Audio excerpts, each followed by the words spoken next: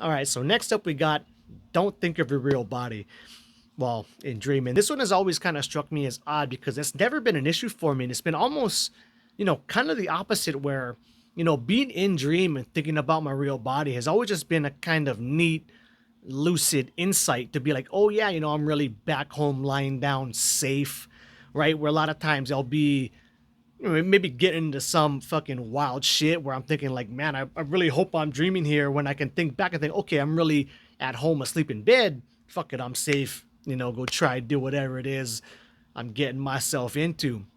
Um, Plus some other neat kind of just moments I've had too within there is, well, I'll be trying to think of my real body and I won't quite know. I'll know like I won't like I know I'm sleeping somewhere, but I can't quite recall exactly where it is. And I guess at that point, instead of really trying to think back to where it was, because that could actually break you out of the dream, I just think, oh, cool. I kind of forgot where I am. Let me go really engage into whatever dream scenario I'm in.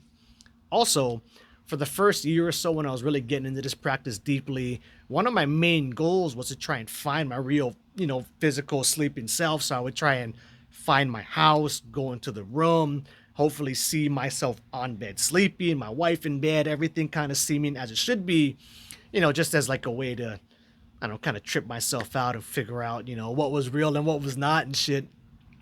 Although something that would happen oftentimes when I was in those situations is I would have this urge to try and like lie down into my the body I'm seeing on bed.